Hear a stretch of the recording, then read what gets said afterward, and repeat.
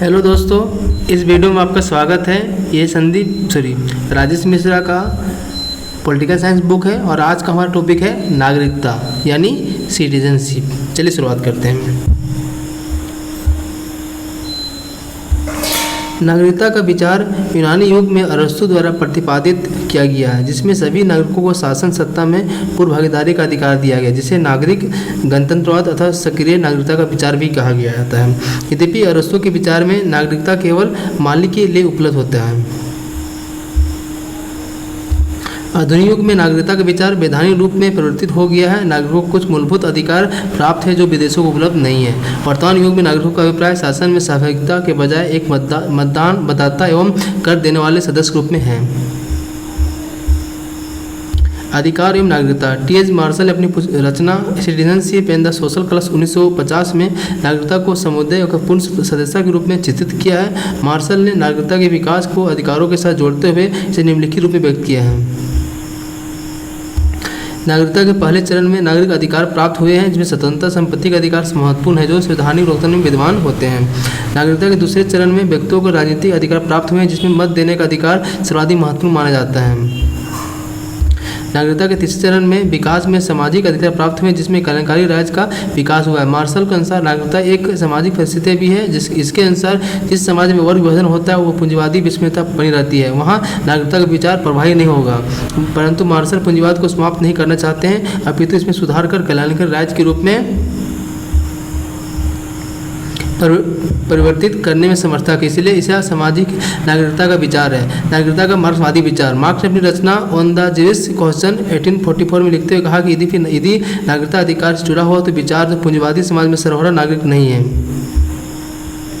जिसे किसी प्रकार का अधिकार प्राप्त नहीं है। अधिकार केवल बुर्जुआ वर्ग को उपलब्ध है। नव उदारवादी का विचार। सैमुअल स्मॉल के अनुसार नागरिकता का अभिप्राय नागरिकों की गरिमा आत्मसम्मान का विकास करना है, न कि समुदाय की भलाई में जुड़ा हुआ विचार है।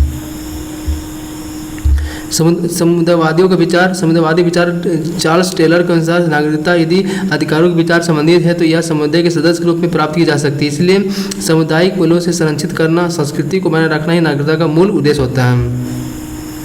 बहुसंस्कृतिवादी का विचार। आधुनिक बहुलवादी लोकतांत्रिक राज्यों में उदारवादियों के नागरिकता के सार्वभौमिक विचार को अस्वीकृत कर दिया गया है, जिसके अंतर्गत ये सभी नागरिकों को एक समान अधिकार प्राप्त करने का समर्थन है। किमलिका ने अल्पसंख्यकों को विशेष अधिकार देने का समर्थन किया है, जिसके अनुसार अल्पसंख्यकों को स्वशासित होने का अधिकार है, जिसके अंतर्गत शक्तियों का अविकेंद्रीकरण किया जाएगा।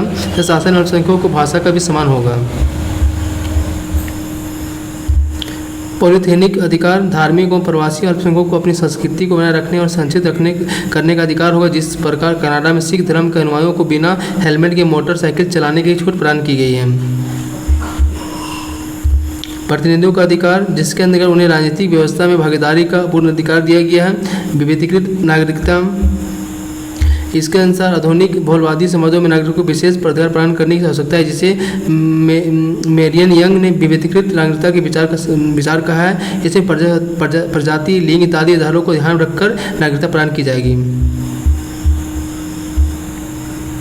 नारीवादी विचार। नारीवादियों का तर्क है नागरिकता को राज्य की सदस्य के रूप में चित्रित किया गया है, जबकि परिवार की महिलाओं की स्थिति महत्वपूर्ण है। इसलिए परिवार में समानता के बिना नागरिकता का विचार प्रभावी नहीं होगा, क्योंकि महिलाओं को परिवार में अधिकार प्राप्त नहीं है। वैश्विक नागरिकता। वर्तमान भूमिकरण के दौर में नागरिकों का विचार केवल राष्ट्र कार्य में जुड़ा हुआ नहीं है, बल्कि व्यक्ति के निष्ठा अनेक प्रकार की बहुराष्ट्रीय संगठनों की संस्थाओं के प्रति भी है, जिसे डेरिक बेंजामिन हीटर ने मल्टीपल सिटीजन का नाम दिया है, जिसके अनुसार यूरोपीय नागरिक का दायित्व केवल उन्हीं सरकारों से नहीं जुड़ा है, बल्कि यूरोपियन यूनियन से भी जुड़ा है। थैंक यू दोस्तों।